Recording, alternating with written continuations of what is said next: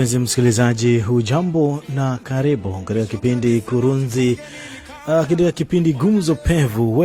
Nimepeleka mbio leo Kurunzi ya sheria, ni siku ya Ijumaa. Kipindi ni Gumzo Pevu kwa niaba ya Sami Maora, najulikana kama David Otieno, na leo tunajadili masuala mazima ya maji. Kipengele 43 cha katiba kinasema kwamba kila Mkenya anapaswa kuwa na maji safi ya matumizi, na hivyo basi ni wajibu wa viongozi kuhakikisha kwamba wananchi wanapata maji safi ili waweze kutumia. Na wakati huu ambapo siasa inazidi kupamba moto, joto la siasa linazidi kupamba moto, viongozi wa kisiasa wamejitokeza kuahidi mambo teletele, ikiwemo mojawapo masuala mazima ya maji. Wengi wanasema watakapoingia ndani ya uongozi watakuwa wanabadilisha, ama watakuwa wanarekebisha, ama watakuwa wanapatia wananchi maji safi ya matumizi. Ndani ya studio niko naye Vincent Ouma, ambaye ana uwezo wa kueleza ni jinsi gani haya yote yanaweza yakapatikana. Wengi wanasema kwamba kutakuwa na njia mbadala ya kuhakikisha kwamba wananchi wanapata maji safi. Kupitia kwake Vincent Ouma atakuwa anatueleza, je, inawezekana na ni mikakati gani inapaswa kuwekwa ili tuweze kupata maji safi. Kulingana na ripoti inaonyesha kwamba zaidi ya familia ama watu wapatao 40% ya watu wanakosa huduma ya maji safi ya matumizi, na zaidi ya watu 70% wanaaga dunia kutokana na ukosefu wa maji safi ya matumizi. Ni swala ambalo linafaa kuangaziwa ili wananchi ama ili watu wote waweze kunusurika kutokana na janga hili la uhaba wa maji. Kwa studio niko naye Vincent Ouma. Karibu kwa mara nyingine tena tunakutana katika kipindi Gumzo Pevu. Mara ya mwisho ilikuwa ni mwaka jana. Ni mwaka jana. Karibu sana ba. Asante sana. Sijui sasa umetoka Nairobi ama umetoka Mtwapa? Unajua ni mtu wa kusafiri ba. Nimetoka Nairobi, pia nimetoka Mtwapa. Mbona ukija kutoka Nairobi unaenda Mtwapa? Mtwapa kuna nini ba? Sababu huko ndio napendelea sana kukaa kule. Mazingira mazuri. Yanaridhisha. Karibu sana. Pengine kwa kumfaida msikilizaji ambaye aliweza kufika maeneo ya Pwani hivi majuzi, anashangaa Vincent Ouma ni nani kwanza? Naam. Nashukuru sana kwa kunikaribisha hapa. Mara tena nafurahi sana wakati nakuja huku Pwani. Kukuja hapa kwenye studio na kuweza kuzungumza mambo muhimu kuhusu maji, usafi na kadhalika. Kwa majina kamili ni Vincent Ouma, Head of Programs kule KEWASNET. KEWASNET ni Kenya Water and Sanitation Civil Society Network. Kazi yetu kubwa ni kupromote good governance in water and sanitation sector and hygiene. Na vision yetu ni we want to see a society ambayo kuna sustainable universal access to water, sanitation and hygiene services. Tuko best kule Nairobi headquarters, lakini tunafanya kazi katika nchi nzima. Kuna wale other NGOs na CSOs ambao tunafanya kazi na wao. Hapa Coast kuna mashirika kadhaa ambao tunafanya kazi nao, na pia zile sehemu zingine. Mwananchi hasa kutoka ukanda wa Pwani akisikia swala la maji, wao mara nyingi wanasema ni asante Mungu, angalau bwana tutapata nafasi ya kuweza kupata maji safi. Pengine kwa mtazamo wako, status of water sasa unaona kwamba ipo uwezekano wananchi kupata maji? Manake kama hapa Mombasa 50% kama sijakosea ama 40 tu jinsi ripoti inadai kwamba wanakosa huduma ya maji safi kwa matumizi ya kinyumbani na hata mifugo na kadhalika na kadhalika. Japo Mombasa watu ambao wanatumia maji kuboresha maisha ya mifugo ni wachache, japo wale watumizi wa kawaida ni wengi mno, lakini swala la maji limekuwa ni gumzo kila mtaani. Je, upo uwezekano watu wapate maji sawa iwepo kama uongozi utakuwa bora? Naam, ipo uwezekano ama upo uwezekano kwa sababu kwa sasa kuna siasa ambazo zinaendelea. Na hata baada ya siasa ama kabla ya siasa kumekuwa na viongozi. Na kuna katika nchi yetu kuna national government na kuna county government. Na part of the mandates ambazo hawa wako nazo ni kuhakikisha kwamba wananchi wako na maji. Lakini kuna mambo ambayo ningependa labda kuzungumzia. Kwa sasa vile kuna siasa ambazo zinaendelea, na ni vizuri tuelewe kwamba sisi kama KEWASNET hatuegemei upande wote. Kwa sababu sisi ile kazi ambayo tunafanya ni ile inafaidi mwananchi. Tunataka vile nimeeleza hapo mbele kwamba our vision, tunataka kwamba society wakiwa na access to water and sanitation services wote. Kwa hivyo inamaanisha kwamba tunafanya kazi pamoja na serikali ambayo ipo na ile ambayo itakuja, na tunafanya kazi pamoja na wananchi. Kwa hivyo ni jambo ambalo itakuwa muhimu wakati huu kuna siasa zikiendelea, na tunahitaji kwamba swala la maji iliweze kuangaliwa.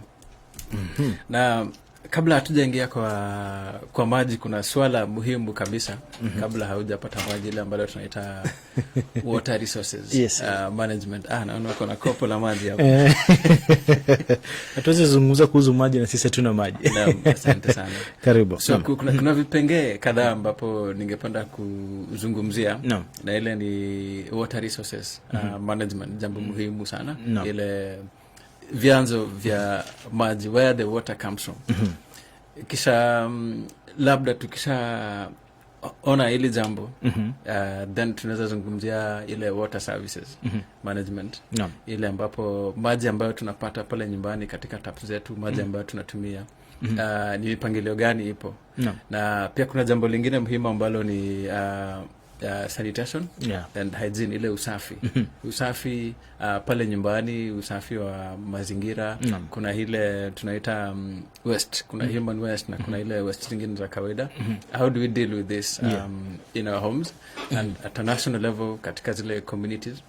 Na kuna pia zile policies, kuna acts, na kuna zile vipengee international documents kama zile SDGs, zile ratifications, ambazo zinaleta mpangilio ama zinasaidia sisi kuwa na frameworks ya haya mambo ya maji na usafi. Kwa haya ni mambo manne muhimu sana ambao mwananchi wa kawaida leo lazima ataweza kuelewa. Na baada ya kipindi hiki, msikilizaji, niko na Vincent Ouma, Head of Program KEWASNET. Bingwa huyu ana weledi zaidi katika masuala mazima ya maji. Tutaanza kuzungumzia masuala mazima ya water resources management. Tutazungumzia pia water service delivery, na bila shaka pia tutaangalia masuala mazima ya sanitation and hygiene, na tukimalizia na policy ama ni sera, hasa wakati huu ambapo viongozi wa kisiasa wamejitokeza kuweza kusema kwamba wao ndio watakuwa wale wa kunusuru katika hali ya kutafuta maji safi ya matumizi. Nambari zangu za simu zitakuwa wazi mwendo wa saa 2 na dakika 40, ama bado dakika 20 gonga mwendo wa saa 3, angalau tuweze kuzungumza na wewe kupitia nambari zangu za 0732929942 ama 0712929942. Iwapo pia huko mbali na uwezi ukapiga simu, niko live katika ukurasa wa Facebook ya Sauti ya Pwani FM. Unaweza dondosha swali lako hapo, ili wakati nitakuwa naiangalia pia na wewe nitakuwa na wakilisha swali lako kwa Vincent Ouma ambaye ni Head of Program KEWASNET. Vincent, tukianza na swala nzima la water resource management, hili kwa mwananchi wa kawaida ielewe vipi? Maana tunaona kwamba inashughulia masuala mazima ya planning, masuala mazima ya developing and managing maji, lakini kwa lugha safi ama kwa urahisi mwananchi wa kawaida aweze kuelewe water resource management inamaanisha nini? Na je, wewe kama Vincent Ouma kutoka shirika la KEWASNET unahusika kivipi kuhusiana na swala hili? Asante sana bwana David. Hili ni jambo muhimu sana, kwa sababu vile tumesema kabla tujapata maji, haya maji yanatoka sehemu fulani. Na kuna zile katika nchi yetu ile tunaita water towers ama zile water catchment areas ambazo tunajua katika nchi yetu.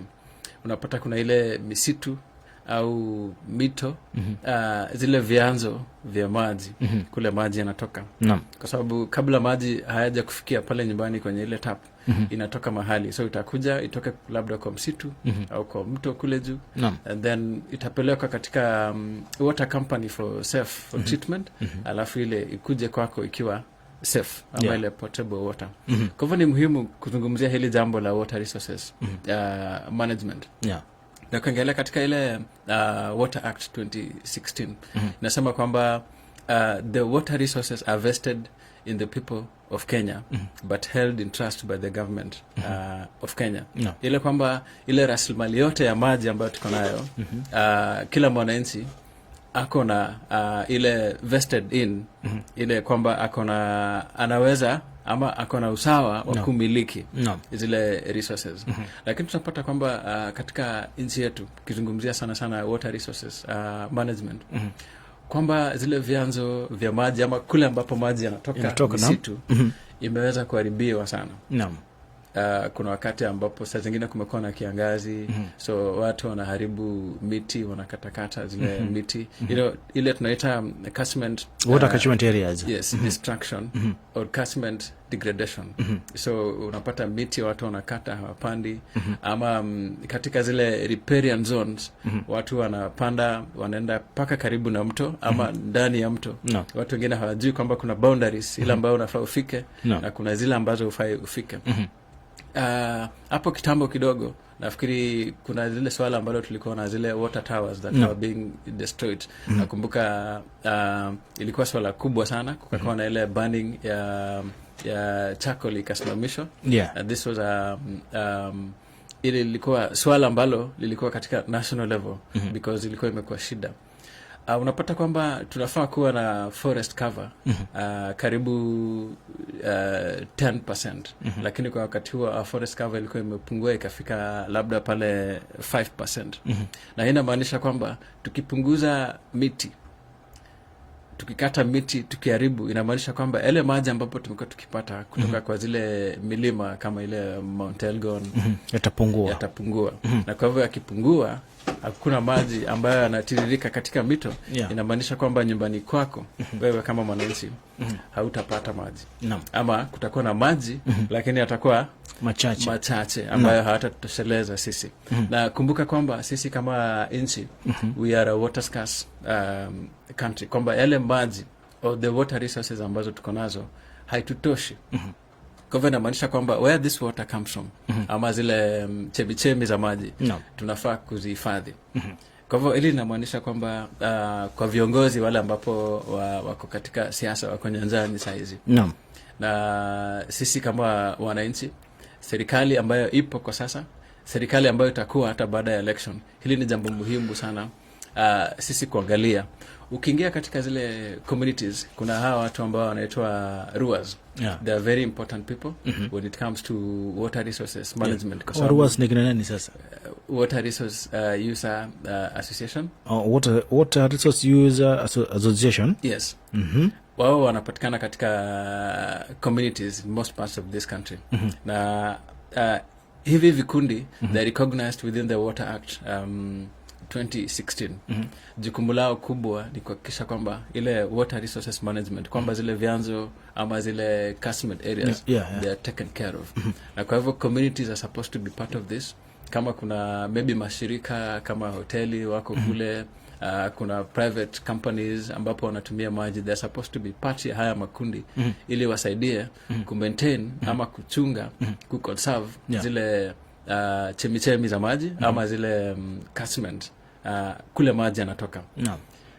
Utapata kwamba wakati mwingine kuna zile farming methods ambazo tunatumia ama watu wanatumia, they are harmful to the catchment areas ama kwa ile water resources. Kwa hivyo unapata kuna zile fertilizer ama kuna ile vile nilikuwa nimesema kulima karibu na mto unaharibu, inakuwa kwamba mvua ikija kunakuwa na mmomonyoko wa udongo, so inaharibu maji na pia inakuwa rutuba ile ya udongo kwa nzuri. Kwa mambo haya ni muhimu sana, na la muhimu ni kuhakikisha kwamba serikali na wananchi wakati wa sasa tunaposikiza siasa, kuna sera za wanasiasa, kuna governors wale ambapo wanataka kuchukua uongozi, kuna the president, kuna katika county kuna viongozi tofauti.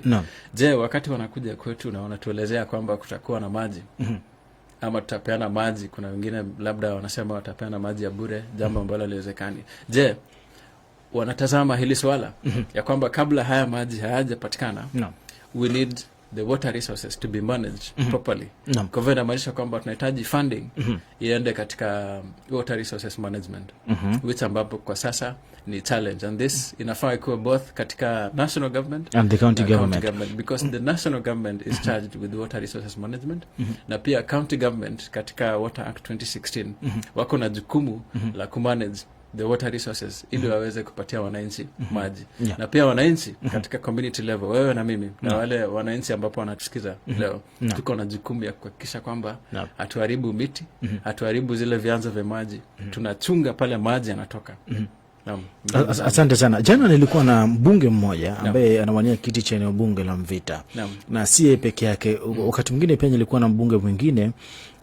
Nikiwauliza masuala ya maji, japo limegatuliwa kwa kiwango fulani, maana yake sasa serikali kulingana na Water Management Act 2016 kama sijakosea, kwamba majukumu haya mengi yanaonekana kugatuliwa na sasa inapaswa MCAs na gavana kuweza kutekeleza masuala mazima ya maji katika mazingira yetu. Lakini pia wabunge kwa njia moja au nyingine pia wanachangia, japo sio kwa asilimia kubwa sana. Na mbunge mmoja aliniambia kwamba yeye kufanikisha kila mwananchi kuwa na maji katika eneo lake ataweza kuchimba visima vya maji. Na nikamuuliza, je, hii unaona kwamba haitahatarisha maisha ama haitahatarisha mazingira? Na Vincent, wewe ni mweledi katika masuala mazima ya haya maji na water resource management, pengine uchimbaji wa visima vya maji pengine pia ni njia mojawapo ya kuweza kukuwa na maji ya kutosha katika mazingira yetu na kuridhisha wananchi katika matumizi ya kawaida. Ama kuna njia moja ambayo pia visima vya maji pengine huenda pia vikachangia hali duni ya mazingira? Naam, inalingana. Naam. Utapata kwamba kuna zile sehemu ambapo labda kuna zile water companies ambazo tunazita WSPs, water service providers katika nchi yetu, na kila county iko na WSP. So this WSPs wanafaa kupeana maji ama wanafaa kupeana water services kwa wananchi.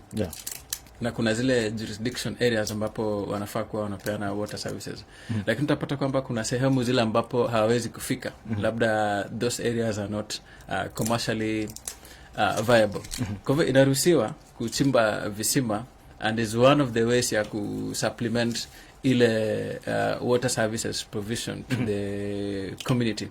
Na utapata kwamba within rural areas na sehemu kama zile ni sawa kuchimba visima kwa sababu labda zile levels za contamination ya maji sio mbaya sana. Lakini kuna areas kama zile urban settlements, sema kama vile hapa Mombasa na hizi tunaita plots. And then utapata kwamba kuna choo hapa, alafu kuna kisima, kuna choo, kuna kisima. Hiyo inakuwa ni hatari kwa sababu utapata kwamba kuna a lot of contamination. Na zile visima, yale maji ambapo unapata kule huenda yakawa sio mazuri na inaweza leta madhara. Na vile diseases yenye inapatikana katika hayo maji, kuna zile viini tunaita E. coli zinapatikana kwa yale maji. This mostly in urban informal settlements inakuwa inaweza kuwa sio mzuri. Na in such places tunahimiza kwamba water companies wanafaa waweze kufika kule wa supply ile maji tunaita ile safe water for consumption. Vincent, apart from donating fund to the water resource management, what else can politicians do to sustain this? Kwanza kabisa kuna ile tunaita sheria. Politicians, vile umesema, viongozi tofauti, kuna wale MCAs katika our counties, county assembly, kuna magavana, kuna wale viongozi wa maji, na kule juu kuna senators na kuna MPs national level. Wanafaa kupitisha sheria ambazo zinasaidia kuhakikisha kwamba hakuna uharibifu wa misitu, hakuna uharibifu wa vyanzo vya maji. Lakini hizi sheria zipo, pengine utekelezwaji ndio balaa. Zipo na ndipo sasa nimeweza kutaja kama Water Act 2016. Lakini sasa ile resourcing ama ile financing ili zile activities ama zile interventions ambazo zimewekwa kule ziweze kufanyika. Say like ile Water Act 2016 kuna wale ruas ambapo wanafanya kazi ya water resource management kule nyanjani ama katika mashinani kule. They need resources, wanahitaji pesa, wanahitaji fedha ili kuweza kufanya kuna zile action plans ambazo wao wana develop. Wanahitaji kupanda miti, wanahitaji kusafisha kule kama kuna uchafu, wanahitaji labda wakati mwingine kufanya zile activities ambazo zitasaidia ile miti kuweza kumea vizuri na kuweza kuprotect zile water resources. So if they don't have funds, inamaanisha kwamba hiyo kazi haitafanyika. Kwa hivyo viongozi wanafaa wapitishe zile sheria ambazo zitasaidia kuleta mambo kama haya. Lakini pia waweze kuweka resources ile financing this activities. Kitambo hawa tunaita water resources management katika Water Act. they were being supported by Ministry of Water. Ile labda Ministry of Water wanapatiwa funding kufanya activities zao. Lakini wakati tulireview ile Water Act 2016, unapata kwamba they are no longer funded, wale ruas, by the government, but wanaulizwa kwamba waweze kutafuta zile fedha kutoka labda kwa mashirika, kutoka kwa watu binafsi, the private entities, ili waweze kufanya kazi yao. So kuna sheria kama hizi, lakini ikiwa kwamba viongozi wataonelea kwamba hili ni jambo muhimu, then we need funding for water resources management, kwa sababu hii naweza sema kwamba ni area moja katika our country hatujafanya vizuri. Naam. Okay. Asante msikilizaji, tunajadili masuala mazima ya maji. Na maji, ukiangalia kipengele 43 ya katiba, ni jambo ambalo limeweza kupewa kipaumbele katika masuala mazima ya kila mwananchi aweze kupata nafasi ya kupata maji safi ya matumizi ya nyumbani. Niko na Vincent Ouma ambaye ni Head of Programming katika shirika la KEWASNET. Vincent, tunazungumza masuala mazima ya water resource management, tunazungumzia water service delivery, na pia tutaangalia sanitation and hygiene, na pia tutamalizia na policy. Tumetoka katika water resource management ambaye ametueleza mambo mengi sana, lakini jambo muhimu kwamba amewasihi viongozi wa kisiasa kuweza kuweka mikononi mwao ama kutunga sheria ambazo zitafanikisha water resource management kupata fedha angalau ya kuweza kufanikisha agenda zao. Tuingie katika service delivery. Wanasiasa wengi wanasema kwamba mimi nikiingia nitahakikisha wananchi wanapata maji, na kuna swala ambalo tumelizungumzia, swala la kuchimba visima hapa Mombasa. Wengine wanasema kwamba visima vikiwa vingi vitakuwa ni changamoto. Na kuna jambo moja ambalo wanasiasa wengi walikuwa wanazungumzia, kama sijakosea, Joe in the year 2016 alizungumzia kuhusu desalination of water. Can it work in terms of water service delivery? Yes. It can work, but it's a very expensive process. Kwa sababu kuna bahari, maji mingi lakini yako na chumvi. So kuna ile process ambayo unafanya desalination, but it is a very, very expensive process. So inahitaji kama labda county government ama national government kama wako na fedha, it can be done. It's only that it's very expensive. So the practicality is too expensive. Yes. For the county government. Hapo ndio changamoto. Kwa hivyo ni siasa tu to do it. No, inaweza fanyika. Inaweza fanyika. Ni vile tu it is an expensive process. So perhaps if you look at the government, the Mombasa County government, how do you call it, budget? Yes. Last time they had a budget of 14 billion point something to do with the 38 or 4 something there. Let's put abruptly 14 billion point 4 something there. Alafu ukiangalia fedha ambazo zinafaa zitumike katika masuala mazima ya maendeleo, zinakuwa 4.7 billion. Can that one be used to desalinate water? Tukianga tu pole pole wasisikie. Wanafaa wasikize. Lakini nafikiri ile budget wakati ile physical paper katika counties zinakuwa zinatengenezwa, utaweza fikiri kwamba zile fedha ni nyingi, lakini wakati wanafanya division, iende kwa agriculture, iende kwa health, iende kwa maji, iende kwa education, inakuwa zile fedha ambazo ile inatengewa maybe upande wa maji inakuwa ni kidogo. So inakuwa changamoto, because to put up such a plant, I do not have the exact figures, lakini ile najua ni kwamba kuweka hiyo plant ya kufanya desalination ni gharama. It's too expensive. Na pengine let's say we've managed it, how many cubic meters it can afford to make in a day? Ina depend pia. Inaweza tengeneza maji mingi sana. Actually you can say inaweza toa maji ambayo inaweza serve mji wa Mombasa per day with a lot of ease. Ina depend tuna ile capacity yake. Ukiweka ile capacity kubwa, utapata enough. Ukiweka capacity kidogo, pia utapata kidogo. Utapata kwamba kama vile just the way a treatment plant inafanya kazi ya water treatment plant. Sema kama zile figures za Nairobi, utapata kwamba pale Nairobi watu wanahitaji karibu maybe 800,000 metric liters ya maji kwa siku, lakini maji yale ambayo yanapatikana utapata ni kama maybe 500 and something. So unapata kuna ile deficit ama ile gap. Kwa hivyo ukiongeza another plant na kuna another water source ambayo inaingia, utakuwa umeweza kuziba ile gap. Okay, sasa nataka uexplain kwa lugha ya urahisi kwa mwananchi, water service delivery ni nini? Manake tumeenda mbio sana tukafika mpaka kwa desalination. Lakini sasa anashangaa peleka mbio. Na nangoja kufahamu ni nini. Manake hawa ndo wanasiasa wanawaambia kila siku. Kama mimi nikiingia maji ya bahari tutaitengeneza vizuri na itakuwa ya kunywa. Asante. So water service delivery ni yale maji ambayo unapata pale nyumbani.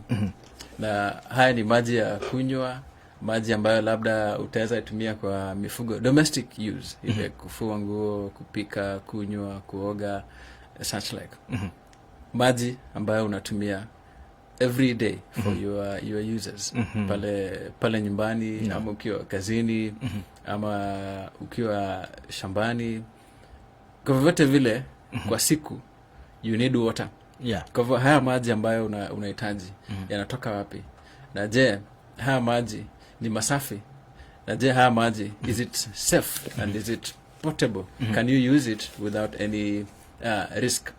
Ili ndio jambo ambalo tunazungumzia, na hii ndio ile tunasema water services delivery ama water services provision. Kwa hivyo unapata kwamba tumezungumzia swala la water resources management, kule maji yanatoka. And now we are talking about maji yashatoka kule, yamepitia katika kampuni.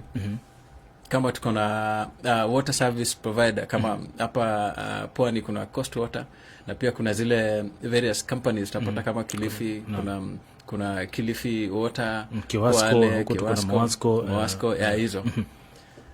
So haya mashirika ama these companies, they are owned by the county government. Hizi ni mashirika ya serikali ya control kutoka kule national level na pia katika county level. They are charged with the provision of water, safe water to the people of Kenya. So, asante. Umemaliza? Uliza.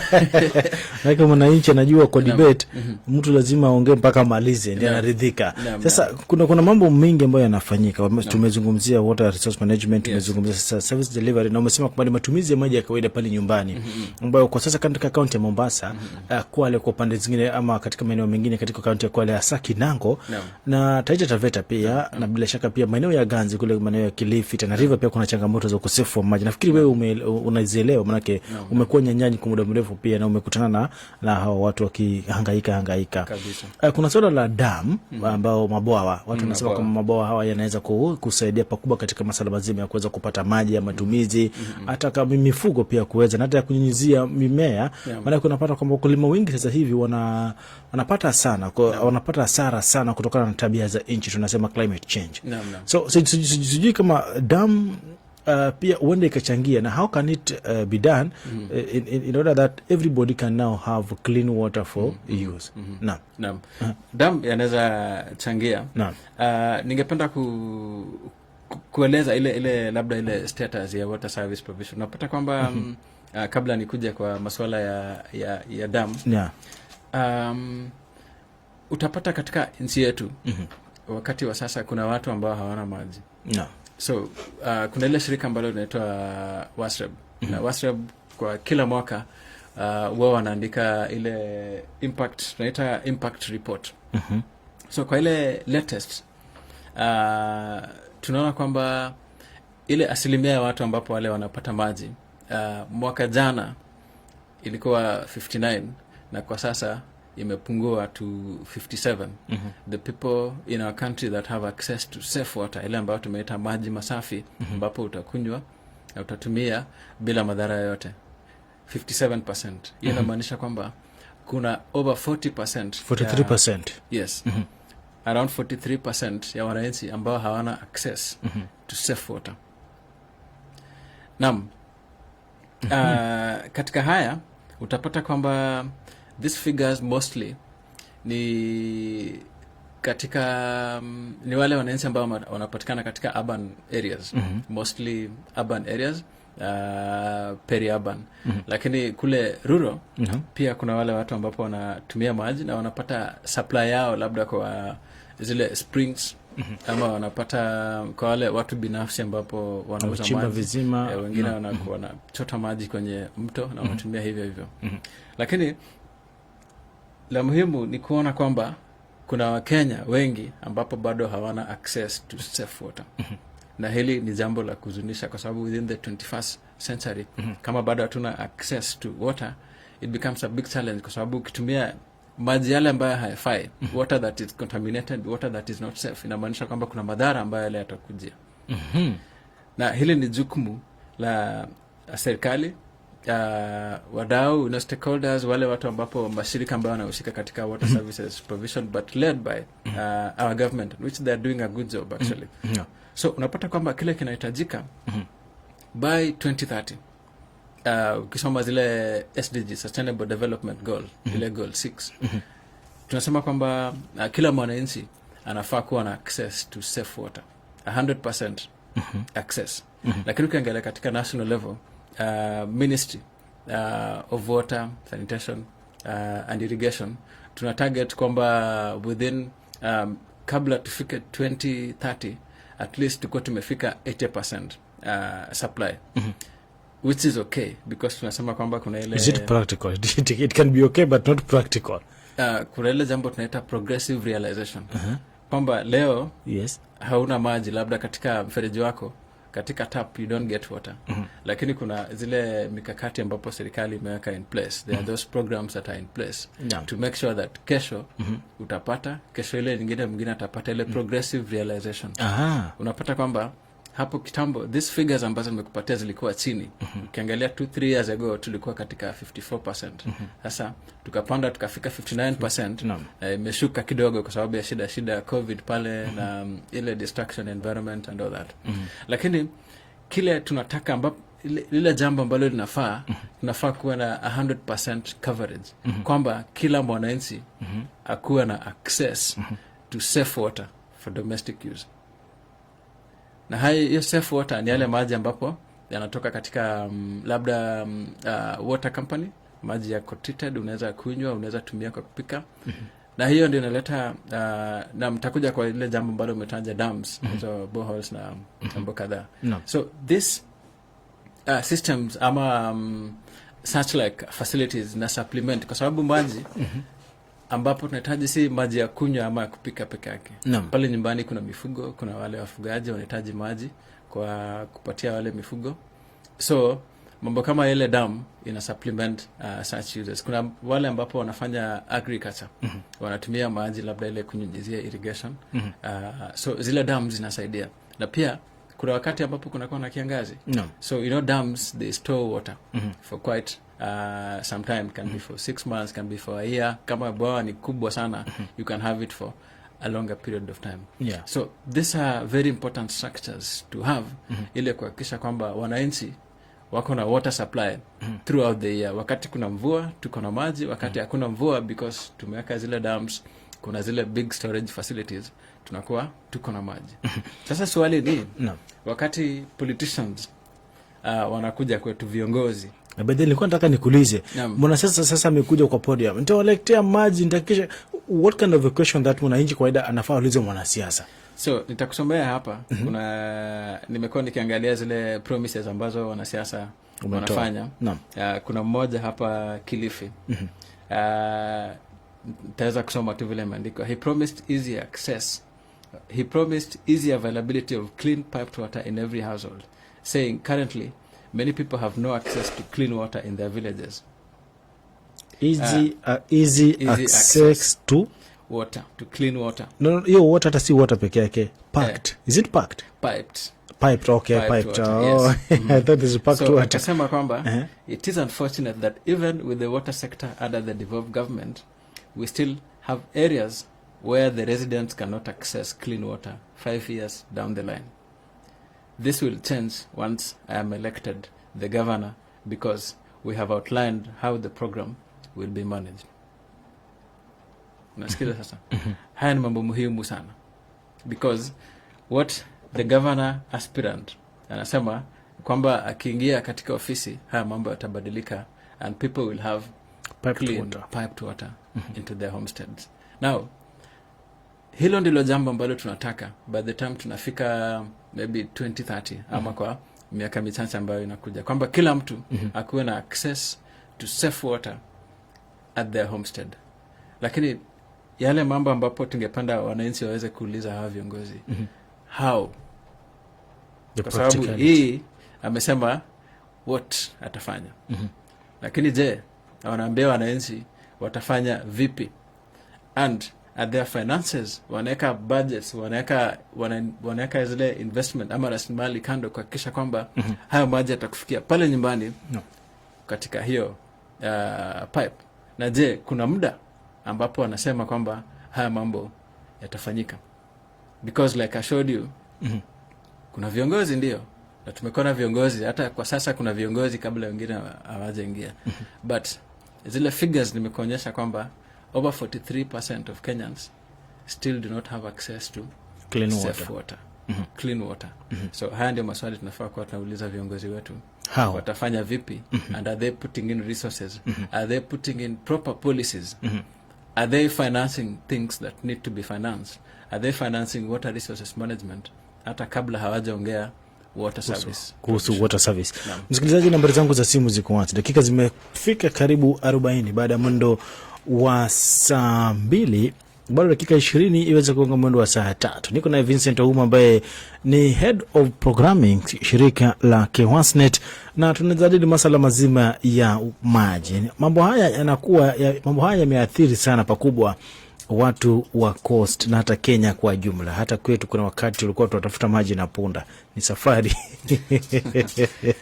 Kama kuna mmoja ameahidi kwamba kila mmoja kule maeneo ya Kilifi Charo akiamka asubuhi atakuwa anapata maji kwa nyumba, piped water, itakuwa ni bora zaidi. Lakini je, wataifanya kivipi? Ndio swali ambalo msikilizaji wa kawaida ama mwananchi wa kawaida anapaswa kuuliza mheshimiwa. Wapo na swali lolote kwa Vincent Ouma, nambari zangu ziko wazi msikilizaji, 0732929242 ama 0712929242. Unaweza enda mbio katika ukurasa wetu wa Facebook ya Sauti ya Pwani FM. Pia msikilizaji, tuko live, uweze kuuliza swali lako hapo, nitakuwa nasoma na Vincent atakuwa anajibu. Na sasa tunaendelea. Watu wengi wanakupongeza katika kipindi, asante sana. Na sasa tunaendelea Vincent. Tumezungumzia masuala mazima na service delivery. Na wanachesa pia wanatoa hadi tele kwamba wataweza kuboresha masuala mazima ya maji. Lakini swali umewasema kwamba ni je, wataifanya kivipi? Tuingie katika masuala mazima sasa ya usafi, sanitation and hygiene. Hapa ndo sasa kuna kidumbe. Hapa ndo sasa kuna mambo ambayo hayafai kwa maisha ya binadamu, manake maji safi ama hygiene pia inakwenda sambamba na Article 42 of the Constitution, that is the environment, ambao serikali pia inataka, makatiba inataka wananchi kukaa katika mazingira safi, angalau pia waweze kuepuka maradhi tofauti. Tuzungumzie hygiene and sanitation. Hii inamaanisha nini kwa maisha mwananchi wa kawaida ambaye that 43% who has no access to clean water? Jambo muhimu sana. Na hili ni jambo la tatu vile tulikuwa tumesema kwamba hizo vipengee tunafaa tuangazie. Sanitation and hygiene. In a layman's language ni usafi. Tukiongea mambo ya sanitation and hygiene ni usafi wa mazingira pale ambapo tunakaa pale nyumbani, na usafi wa mwili pia katika our daily lives. Ya kuoga pia hii. Naam, hiyo ndio hygiene sasa. Hakunawa mikono wakati tumekuwa tukiongea mambo ya COVID. Wakati pia mlitufundisha kunawa mikono. Naam, kabisa. So hiyo ndio, so hygiene ni ile mostly behavior ya wewe kujiweka kuwa msafi, na kuna sanitation ile tunazungumzia mazingira within our environment. Kuna ile solid waste management, kuna zile taka pale nyumbani katika mjini, mambo kama yale. Alafu kuna ile sanitation ambayo sana inahusika na human waste. How do we manage our human waste pale nyumbani, tukiwa katika our institutions, katika mashule, magereza, within the communities, within the counties ama zile sub counties, na ukipanda juu paka kule national level. Na hili ni jambo kubwa sana. Na kwa sababu nasema ni jambo kubwa kwa sababu ni lisipotekelezwa vizuri, kuna magonjwa mengi sana ambayo yanahusika na poor sanitation. Kuna study ambapo ilifanywa na World Bank hapo awali, inasema kwamba our country loses around 323 billion Kenya shillings annually kwa sababu ya poor sanitation. zile viwango vya usafi kama vipo chini, kuna mambo mabaya sana ambayo yanafanyika. Watu wanakuwa wagonjwa, kuna wale watoto wanakuwa wanashikwa na zile diarrheal diseases, wanakosa kwenda shule. Wale wasichana labda kama hakuna sanitation services, hakuna hygiene services wakati wako katika ile tunaita hedhi, hamna maji pale, they are not able to go to school, ama hawana zile sanitary pads ama towels, unapata kwamba hawaendi shule. Inamaanisha kwamba kuna school days ambazo wanapoteza. Ukiangalia katika our health facilities, yale magonjwa mengi sana ambayo tunapata katika ile tunaita outpatient, over 43% of the diseases that madaktari wanaona kule katika health facilities, utapata kwamba ziko related na poor sanitation. Kule nyumbani watu wamekunywa maji ambayo yako contaminated. Ile visima ambapo tumekuwa tukiongelea, unapata kwamba maji yapo contaminated, yale maji ambapo watu wanatumia, and as such unapata kuna magonjwa ambayo yanapatikana. So ukiangalia zile the data inatuambia ya kwamba kuna 65 around 65% of Kenyans do not have access to adequate hygiene services. Yani kiufupi 65% ni wachafu, hawana access to adequate hygiene services. Yes. Na hapa zile percentage nyingine nasema kwamba hizi ni zile JMP, joint monitoring plan, kwamba 71% of citizens do not have access to adequate sanitation. 71%. Kwa hivyo inamaanisha wale ambapo wako na access to safe, ile ambayo tunaita safe ama adequate sanitation, ni karibu 29%. So tukiongea ile safe sanitation pale nyumbani, kuna ile choo labda ambapo inatumika ile ya kuflash, unatumia and then inakuwa flash, hiyo uchafu inapelekwa somewhere katika treatment plant. Kwa kwanza zulia hapo kuna mmoja hapa anasema, David, niko na swali. Hello Gumzo. Assalamu alaykum wa rahmatullahi wa barakatuh. Wa alaykum salam professor, kama sijakosea. Naam, ndio mimi. Asante, twende kazi. Ndugu yangu, habari kushinda. Salama kabisa professor. Mimi kwanza, jambo la unalolizungumzia, umezungumza vizuri kuhusu masuala ya maji. Naam. Lakini hino katiba ambayo tuifuata sisi kama Wakenya, mimi naona pia tukanganya, ndugu yangu. Naam. Nikikwambia hivyo, katiba inaambia mimi ni lazima nipate maji. Naam. Haya maji nayapata mimi? Siyapati. Sasa nimlilie nani, ndugu yangu? Na nikichimba kisima, nataka kuchimba kisima mpaka naende kwa wawarma. Wawarma ataka 12,000 kwanza kabla hujachimba kisima. Sasa serikali hii mimi yanidhulumu ama yanipatie haki zangu? Kwa sababu maji yatuambia maji ni uhai, na ni haki yangu nipate maji kulingana na katiba. Na wewe nivyokunukuu ni kweli. Lakini je, mwananchi hivi vitu yavipata ama nalipa taksi za bure? Pili, ndugu yangu, swala la maji ni pana. Kwa sababu pesa amekuuliza hapo ndugu yangu waziri mkuu, kwa akakwambia useme taratibu. Naam. Kuhusu masala ya maji ya bahari kwa maji tamu. Naam. Hizi pesa ulikuwa na mfadhili na pesa ulikuwa county government imetenga pesa katika county government ya Mombasa. Naam. Lakini hizi pesa ndugu yangu ziliingia mitini. Sasa je, hili swala mimi nasema lafanywa siasa ndani ya Mombasa. Naam. Kwa sababu kama ingekuwa si siasa, yule mfadhili ingekuwa iko tayari. Ndugu zetu nchi za Kiarabu ndio moja anaotumia. Naam. Na kule Lamu ziko sehemu kuna bahari wanafanya hii sanitation na wanapata maji. Naam. Na hapa sasa tulikuwa fedha hakuna ziko. Je, ni nani wa kumfunga paka kengele? Asante profesa. Asante profesa. Profesa nasema bwana katiba inampa Mkenya bwana ruhusa ama haki ya kumiliki maji ama kupata maji safi ya matumizi, lakini wanasiasa wanawachezea shere kulingana na yeye. Lakini kabla hujajibu profesa, kuna mwingine pia anasema, David, nipe nafasi. Gumzo pe hivyo. Salamu alaykum. Wa alaykum salam. Ahmed huyu. Naam, Ahmed. Kwanza napongeza David, uendelee kuwa kwenye hii kipindi kila wakati. Asante sana. Naam, asante sana. Maana wewe ni expert katika mambo ya journalism. Sasa upande wa usafi katika mji wa Mombasa ilikuwa imezorota sababu gavana mwenyewe Joho alizembea katika usafi katika mji wa Mombasa. Kwa Mombasa watu wengi huenda washakufa na kipindupindu bila ya watu kujua for the last 10 years. Kwa hivyo Mombasa utakuta hata taka zimetapakaa kila mahali, kwenye mabarabara ya mjini, kila town centers yote kuna taka, hata dumping site haina. Lazima inabidi wananchi warunde takataka katikati ya barabara. Unaona hii taabu kama hii. Kwa hivyo uongozi mbaya ambaye Joho aliweza kuonyesha katika for the last 10 years hataki turudie. Kwa hivyo tusichague vibaraka ambaye wanaunga mkono na Joho, tuweze kuunga watu ambaye hawaungane na Joho kwenye njia yoyote ya msimamo.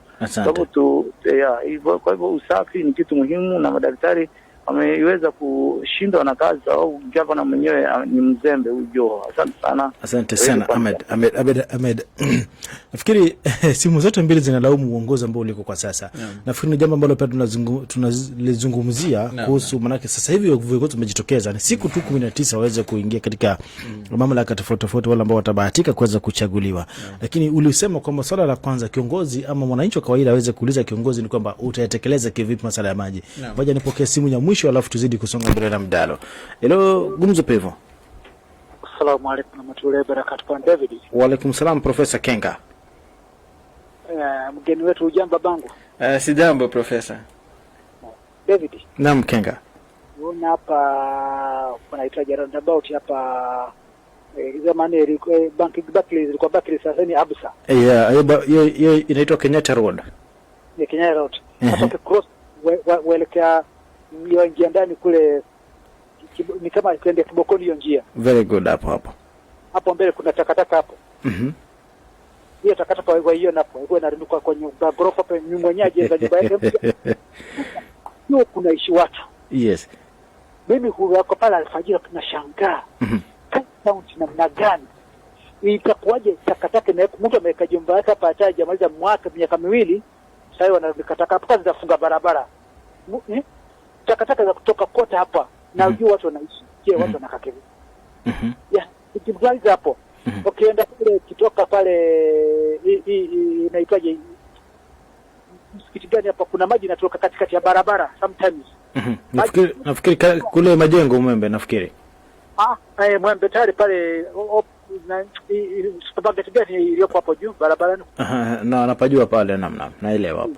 Na hiyo hospitali hapo katikati kutoka maji. Bengi mpaka washangaa. Sasa ya maji katikati ya barabara. Mbona ifanye? Na hiyo kitu sasa maji baada kutoka baada ya manyumba yatoka katikati ya barabara. Mimi ndio shida hii kaunti yetu. Sasa ndio mifano kama hiyo tutakuwa lini tutapata, na kwangu za viongozi ambao tunataka uongozi kama hawa. Asante. Bado siku 19 wapate Kenga. Naam. Ila viongozi kwanza, tunao viongozi ambao wanataka kubao wameungwa mkono na Joho hawa wakatae kabisa.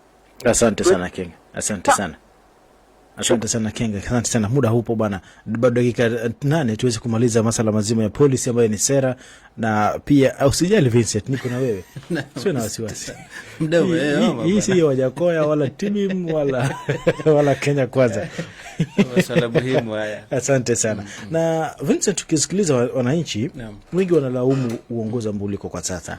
Maana ukianza na simu ya Professor Naman, ukikuja kwa simu ya Kenga na simu ya Ahmed, wote wanalaumu uongozi, na swala tete ambalo wanazungumzia ni ukosefu wa mazingira safi katika eneo la Pwani, hasa katika kaunti ya Mombasa. Pengine ukijumulisha masuala ya vijana vigogo hao watatu, utalizungumzia vipi, na je, tiba li wapi? Tiba katika masuala haya kuna Professor Ahmed na Professor Kenga. Naam. Wamezungumzia yale poor sanitation na kuna ile poor waste management system. Na pia Professor yule ya kwanza amezungumzia ile license fee ukitaka kuchimba kisima ile water resources authority ambayo inahitajika. Haya ni masuala muhimu sana. Nikianza na mambo ya usafi, tumeongea sanitation na tukasema pia kuna usafi wa mazingira, na pia mle ndani kuna solid waste management. Yeah. Hili ni jukumu ambalo counties wanafaa kutekeleza. Kwa sababu katika zile county act, it is part of their mandate. Kwamba viongozi wale, kuna ile department ya environment, kuna wale department ya maji, na kuna ile hata works, depending na hiyo role imewekwa wapi katika county. So we are saying ya kwamba viongozi ambapo wakikuja kwetu sasa wakiitisha kura, haya ndio maswala tunafaa kuwa tunauliza kwamba what are you going to do about waste management? It is a menace kwamba wewe wanasema hapo Kenyatta Road waste management iko poor. So hawa viongozi ambapo tunawataka kuja katika maofisi, what will they be doing? Na jambo la muhimu ni kwamba how are they going to do it? And do they have some timelines ambapo wanatupatia kwamba wataweza kufanya, ili waweze kutupatia kama ni manifesto, watuonyeshe the what, the why, the how. Na haya yote sio kuja kusema tu kwamba nitaleta clean water ama nitatoa taka, but we need to see some serious commitments. Na haya ni mambo ambapo wananchi wanafaa kuwa wanauliza. When it comes to zile fee katika kuchimba visima vya maji, we talked about water resources management. Tukasema kwamba kuna zile vyanzo vya maji tunafaa kuhakikisha kwamba tunavitumia kwa njia ambayo inafaa. Inafaa ieleweke kwamba water is a finite resource. Finite inamaanisha kwamba inaweza kuisha if you don't use it well. Na kwa hivyo sheria inahitaji kwamba wakati ambapo unaenda kuexploit a water resource, especially kama unatumia for commercial purposes, kwa labda utauza ama mambo kama yale, unahitaji kuwa na permit. Hiyo ndio tunaita na water resources management. So ili serikali iweze kujua kwamba ni maji kiwango gani ambapo unatoa katika ile water resource ambapo unaweza kuexploit, so that we determine are you using it in a sustainable manner, ama utatumia yote kwa mara moja na kesho haitakuwa. Hiyo ndio muhimu ya kuwa na leseni. Na pia tunafaa tujue kwamba yale maji ambapo unapatia mtu, is it safe water? So kama serikali na mashirika na shirika kama sisi ambapo tunahusika na mambo ya maji, tunaangalia mambo kama haya ili kuhakikisha kwamba wananchi wakipata maji kutoka kwako, kama maybe a private person, there are those indicators ambazo unafaa kuwa umetimiza, kwamba the safety of the water is paramount, na yale maji kiwango ambacho unatumia ni muhimu. So ni vizuri kufuata hizo sheria. Na that is one of the ways that communities wanafaa leo kwamba when we call for water resources management, ni jukumu letu sisi sote kama community members, users, the county government, the national government, na sisi sote. Naam, sijui kama tumemalizia haya mambo ya tumalizana na sanitation, alafu tuangalie policy ambazo ni sera. Naam. So katika sanitation kuna several levels. Utapata kwamba pale nyumbani, sisi kama wananchi, community members, uko na jukumu kuchimba choo pale nyumbani. Kwa sababu tumeona kwamba kuna wale watu ambapo hawataki kuchimba vyo kule mashinani. Na utapata kwamba data inatuonyesha kwamba 10% or 5 million Kenyans practice open defecation. Watu wanakutana misituni sana. Naam. Around 10% of Kenyans. Yes. Ukiangalia around 5 million people. Wanaenda kule misituni. Naam. Uenda hautakuwa arrested. Serikali haita kutia ndani kwa sababu umeenda msituni. Lakini you can see what you are doing to the environment, kwamba unachafua yale mazingira. But Vincent, wengine wanasema ni mbolea. Si mbolea ile. Human waste sio mbolea, wakati kuna a lot of bacteria and viruses and so many microorganisms in the human waste, ya kwamba ikiingia katika maji, ndio nimekwambia kuna kwa ile contamination. Kwa hivyo hiyo maji yasipokuwa treated, wakati mwingine anakunywa, then you are talking of diarrheal diseases. Wakati tukianza nilikuelezea kwamba katika our health facilities, yale magonjwa mengi ambayo tunaona kule, 43% ya outpatient, utapata the sanitation related, water sanitation related diseases, kwa sababu ya poor sanitation. Poor sanitation ni ile inaharibu maji ama ina contaminate yale maji ambapo tunakunywa. So inamaanisha kwamba ukienda kule msituni, unachafua mazingira na unachafua maji yale ambapo wewe utaweza kutumia. So 10% ama 5 million Kenyans wana practice open defecation, na hili ni jambo ambalo katika in our country today this one should not even be happening because in the 21st century hii ni hatari kabisa. Kwa hivyo kuna jukumu letu kama sisi community members. Na kuna another level, kuchimba vyo na kuvitumia pia vizuri. You make them you keep them clean at community level katika our houses pale, maybe plots, whatever ambapo tunaishi. This should be happening. But kuna ile katika county level, kuna ile tunaita sewerage system. So kuna zile on-site treatment na zile off-site treatment plants ambapo county governments wanafaa kuinvest in. Napata kwamba a county like Mombasa, ama there are some counties ambazo zina sewerage plant. But kuna zile decentralized treatment plants ambazo county government should be able to invest in, so that ile sewage ama ile contaminated water ama ile tunaita grey water from household inapelekwa kule, inakuwa treated without being a nuisance to the environment. Na pia kuna ile higher level, maybe at national level, ile tunaita now sewerage sewerage system ambazo huwa inatumika in most counties. Tutapata maybe kwa zile counties kubwa national level kama vile Nairobi, Kisumu, hapo Mombasa, kuna ile sewerage system. But kuna zile counties ambapo hawana, so they need to invest in an alternative option. Na kuna mmoja ananiuliza swali hapa kupitia ujumbe mfupi, ananiuliza David, kulingana na wewe ni kwamba we need to be very careful in matter sewerage system, na hata kuhakikisha kwamba hata tukijenga vyumba maji chafu yakitoka. Sasa ananiuliza, where is the station for deportation? Tuzimwage baharini, tuzipeleke wapi now? Where do we take the end product after all? Naam, swali muhimu sana. Kumwaga baharini, that is even more dangerous, kwa sababu una pollute ile environment ya baharini. Kuna samaki kule, kuna nyama, sisi wenyewe tunatumia ile maji. What is supposed to happen kwamba kama kuna ile sewerage system ambayo nilikuwa nikiongelea, then kuna treatment plant.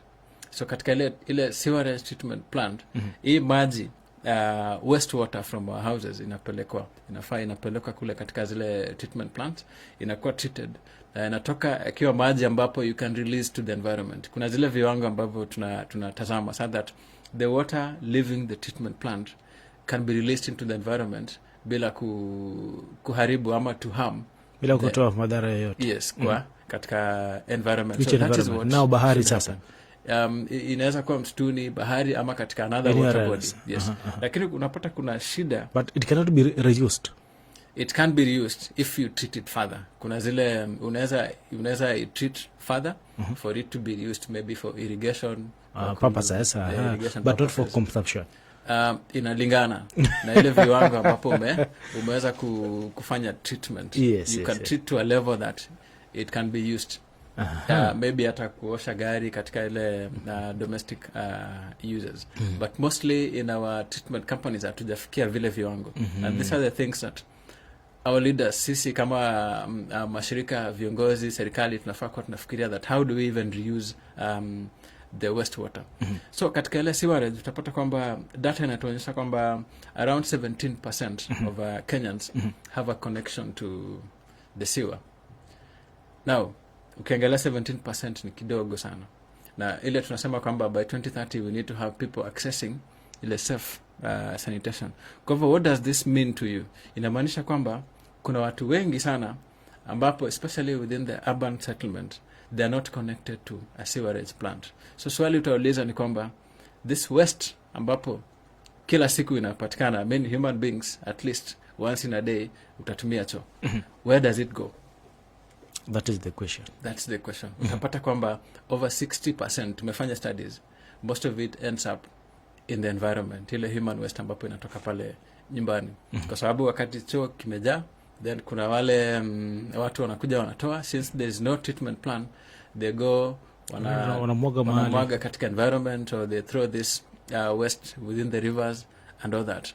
Kwa hivyo inamaanisha kwamba wakati viongozi ama serikali wanasema kwamba we want to improve sanitation, we want people to have toilets, they need to be talking about these things. Waseme kwamba wakati tuna sewage system, what are we going to do to make sure that the environment is protected and is not contaminated due to poor sanitation. Umeona kwamba access to sanitation is much lower even than water. Okay. Kuna mmoja pia ananiuliza kwa mfupi.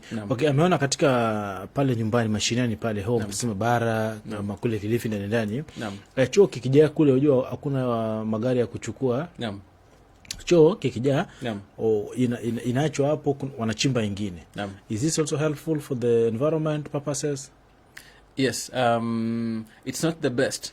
Like saa zingine kama hawezi endesha Mercedes, you can also drive a Toyota, right? So long as you are driving, that is yes. So la muhimu ni kwamba wakati kile choo kimejaa already kuna treatment process where ina happen. Hiyo ni pit latrine ambayo nazungumzia. Yes. Ni vizuri kiweze kufunikwa na kama anadhani kwamba anaweza kutumia ile mbolea kwa sababu baada ya miaka kama 3 itakuwa ni mbolea, it can be reused. Hiyo inaweza fanyika. Lakini wewe umesema human waste is not mbolea. Haujanipata. Nimesema baada ya karibu 3 years kama imefunikwa. Utapata kwamba ile waste inakuwa treated. Kuna digestion ambayo huwa inafanyika wakati imefunikwa haitumiki. So after 3 years ukitoa utapata kwamba ni mbolea inaweza tumiwa maybe kupanda miti decompose. Lakini sio ati tumiwe kama mbolea wakati bado choo kinatumika. Hapana, that one is not, because iko na zile bacteria iko na microorganisms. Tupokee simu ya mwisho alafu tuzungumzie sera tutoke hapo. Maana muda wetu umekwisha bwana. Hello Gumzo. Mimi Ahmed nilikuwa namuuliza huyu ndugu, naonekana yeye pia ni profesa mambo ya hii environment, kule anaelewa vizuri. Ni msomi kama Wajir, kule Wajir County. Yes. Kuna sehemu hasa within the town center ya Wajir, serikali imetoa orders kwamba hakuna kuchimba shimo ya choo. Kule maana ukichimba kama kidogo tu chini mchanga, maji inatoka, maji ya watu kunywa. Sasa serikali imepiga marufuku kule watu wote Wajir town center watumie mandoo kama choo, hakuna kuchimba shimo.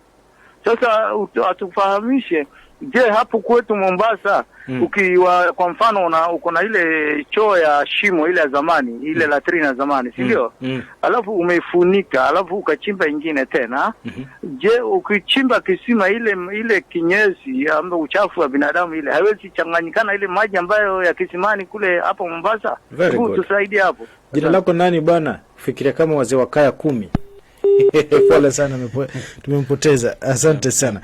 Kwanza akona masuala 3 muhimu. Swala la kwanza, serikali imepiga marufuku uchimbaji vya choo kule Garissa. Na anasema sasa wamekuwa advised watumie ndoo. Sasa where do they dispose the waste product? That is 1. 2, anauliza kwamba kwa sababu ya serikali kukataa hilo ni kwamba wakichimba visima vya maji na wachimbe tena visima vya maji yanatoka maji safi ya matumizi. Sasa anauliza hapa Mombasa for example, ukichimba kisima ama ukichimba kisima cha maji karibu na kile cha choo, hatari iko wapi? Masuala muhimu sana na masuala mazito ambapo nilikuwa nimetaja kidogo. Pit latrine kule Wajir, nimefanya kazi kule kwa muda sana na kuelewa kule ile tunaita ile water table. Wajir has a very high water table. Kwa hivyo inamaanisha kwamba ukichimba choo ile pit latrine, you are going to contaminate maji ile underground water. Na hivyo inamaanisha pia ukichimba kisima karibu na hiyo choo, already you are drinking very heavily contaminated water. Na hiyo ndio sababu hata kama ukimimina maji hivyo na iko safi, it is still contaminated because what tunapima na macho. Maji safi yapimi kwa macho. Kuna bora David. Wajua kitambo tukitoka kucheza ulikuwa kama maji ni machafu, unachukua shati lako unabandika hivyo alafu nayo. So tunahimiza kwa wananchi katika communities kwamba usiangalie maji yakiwa kwa macho yanakuonyesha ni masafi, fikiria ni masafi, kwamba kuna zile viini zile bacteria na microorganisms ambazo nimekuelezea utaviona kwa macho. They are microscopic organisms. Uwezi ona na macho utaona kwa macho. Utaona maji ni masafi kama haya but iko very heavily contaminated. Kwa hivyo kuna zile ile laboratory test ambazo huwa tunafanya ili tuweze kuona kama maji ni masafi au sio masafi. Okay. So ili swala using bucket latrines. These are is that tumesema on-site sanitation methods ambazo zinatumika katika just the same way labda kama kule Westlands ambapo mchanga iko mzuri watu wanatumia pit latrines. Hapa they are being told kutumia bucket latrines ili wasi-contaminate maji because of the high water table. Now, this is an old method of course, ila kutumia bucket latrine kwa sababu unamaanisha itabidi mtu aje kutoa ile bucket and you go and empty it somewhere else. It's not a very good method, but wakati ambapo hakuna a better option, then it can be used. A good option for places kama Wajir ni ile tunafaa kuwa na ile a proper or a working a sewerage system, ile water carriage ya kwamba uko na choo pale nyumbani ukiflash alafu inaenda katika treatment plant. Kwa hivyo jambo ambalo leo wanafaa kuwa wanauliza serikali wakati wanatoa hizi buckets, the government should provide a treatment plant ili wanaweza kuwa wanapeleka hii uchafu kule for that specific kind of treatment. Kwa sababu hii treatment plant is not something that wewe kama binafsi ama katika household utaweka treatment plant, something that inahitaji shamba kubwa, mahali sehemu kubwa ili kutengewa so that we can take there. Remember nimeongea kuhusu zile decentralized treatment plant. These are some of the options that counties wanaweza kuadopt, ile kwamba kiona mahali kama Wajir where there's no sewerage, kuna kuwa na decentralized or a decentralized treatment plant ile from communities. We can do what we call manual emptying. Hizi buckets ama zile pit latrines, we do manual emptying, alafu hii uchafu inapelekwa katika ile decentralized treatment plant, inakuwa treated na inakuwa inabadilishwa, labda inakuwa end use, kuna kitu kama mbolea ama mambo kama kama yale. Kuna swala nyingine kwa sababu ya muda ningependa sasa tuendelee. Okay, tumalizane na policy ama sera. Yes. Tumeongea kuhusu mambo matatu muhimu sana na ambapo ningependa wananchi wakisikiza siasa na tukiangalia viongozi tuweze kuuliza mambo maji. Water resources management muhimu sana. Kuna water service provision, kuna sanitation and hygiene, na tumeweza kuona kwamba zile figures ama ile access to these services katika nchi yetu bado iko chini. Tungependa kufikia ile 100%, or for now as the government is saying tunafaa tufike ile at least 80% kabla hatujafika 2030. Na kuna sheria, kuna policies ambazo sheria acts ambazo zinatupatia nguvu ya kuweza kufanya mambo kama hiyo. Ya kwanza nitaweza kuonyesha ile the Constitution of Kenya, chapter 4, ile tunaita Bill of Rights. Nimesikia ukitaja, naona unaelewa mambo ya maji. Article 43, ile inaitwa Economic and Social Rights. Kipengele cha kwanza inasema kwamba every person has a right to the highest attainable standard of health, which includes the right to healthcare services, including reproductive health, to accessible housing, na ile part D inasema to clean and safe water in adequate quantities. Kwa hivyo sisi kama nchi Kenya tuko mbele sana kwa sababu mambo ya maji na usafi, we have already put this in our constitution. Utapata kwamba kuna other countries that do not have this in our constitution. Water and sanitation has been recognized as a human right. Kwa hivyo utapata kwamba kuna ile resolution, UN resolution number 64/292. Hii ilipitishwa July 28th 2010, whereby the United Nations General Assembly explicitly recognized the human right to water and sanitation and acknowledged that drinking water and sanitation are essential to the realization of all human rights. Kwamba they were recognized as human rights. Kitambo hazikuwa human rights. The right to water and sanitation. Hii ni policy. Na hii it's not about whether you are in Kenya or you are in America ama uko UK. It's a human policy, it applies globally. I mean, it's a human right, inamaanisha. But the fact that you are a human being then it is a right for you to have access to clean water. Na ndio maana profesa kauliza, sasa sisi tuende wapi sasa? Maana profesa alikuwa anataka umwambie ende ushtaki gavana. Well, ni mmoja wapo, lakini nafikiri hapo itabidi akimbilie kipengele 60 na 70 pale ya katiba, atapata jibu. Lakini kuna mambo ambayo yanafanyika kwamba ile nimeongelea kuhusu progressive realization. Kuna ile SDG goal 6. SDGs inaenda paka 2030. Kitambo pale tulikuwa na MDGs. Na hii inasema kwamba ensure availability and sustainable management of water and sanitation for all by 2030.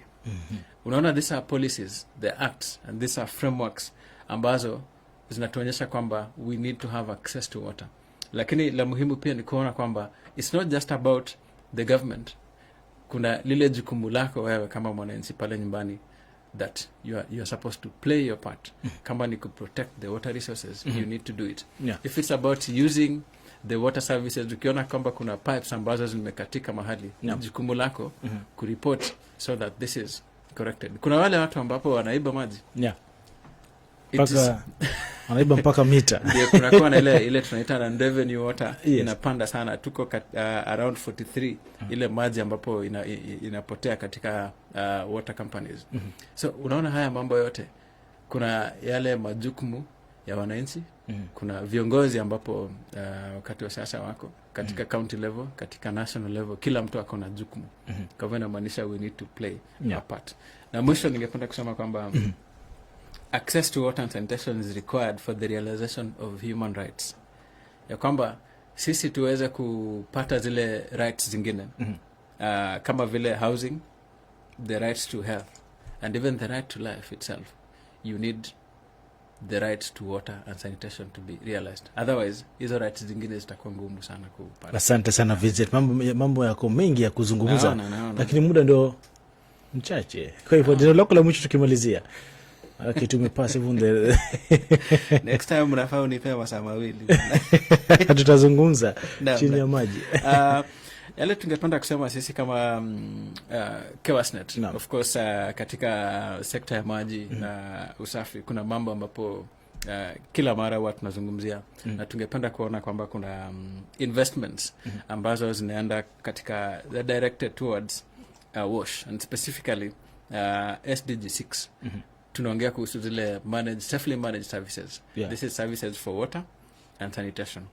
We want these investments, both kwa serikali, partners na wale wote ambapo wako involved within the wash and WRM sector, waweze kuweka investments kule. Kuna ile tunaita increase access. Tumeweza kuona kwamba access to both water and sanitation bado iko chini. Inafaa ifikie at least 80 to 100% by 2030.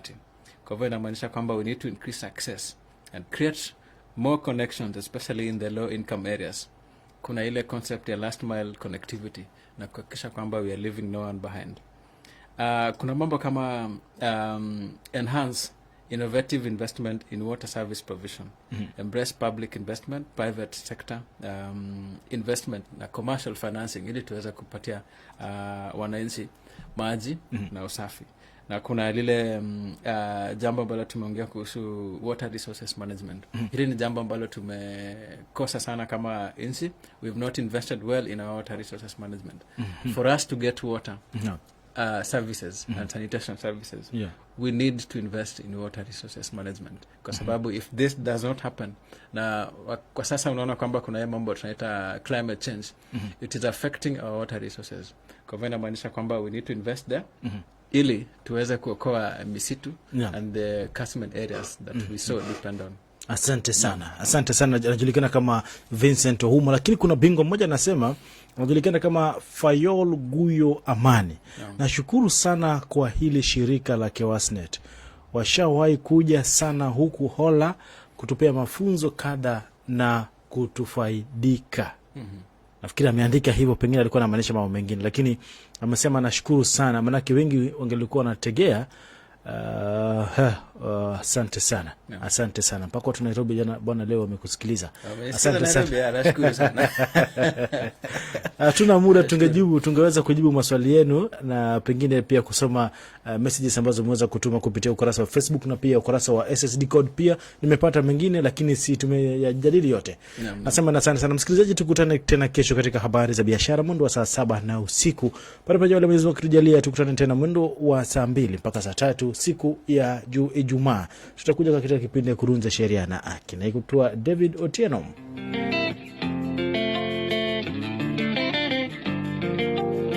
Ufunguzi wa leo amesema hiki kituo kitaongeza juhudi za kukabiliana na masuala ya ugaidi kama ulivyosema, na vile vile akasema kwamba watahakikisha kwamba vita hivi vimeimarika kutokana na zile mbinu ambazo magaidi wamekuwa wakitumia. Na pia anasema kwamba Uingereza ni moja kati ya mataifa ambayo yanaleta watalii wengi katika taifa hili la Kenya, na hivi basi waliona kuna haja ya kuhakikisha kwamba usalama katika taifa hili ni muhimu kwa raia wa Kenya na pia vile vile raia wa Uingereza ambao wanakuja kuzuru katika eneo hili kuhakikisha kwamba wapo salama. Safari hii yote ikianza baada ya makubaliano kati ya Rais Uhuru Kenyatta pamoja na waziri mkuu anayeondoka wa Uingereza Boris Johnson. VOA kwa undani inapata fursa ya kuzungumza na Profesa Hassan Mwachimako ambaye kaandika kitabu kuhusiana na masuala ya ugaidi eneo la Pwani na jinsi gani swala hili linaweza kushughulikiwa, swala ambalo linaitatiza serikali ya Kenya na si Kenya pekee bali mataifa mengi duniani. Karibu Profesa, kwa ufupi tuelezee labda ni mambo gani mliweza kutambua yaliyo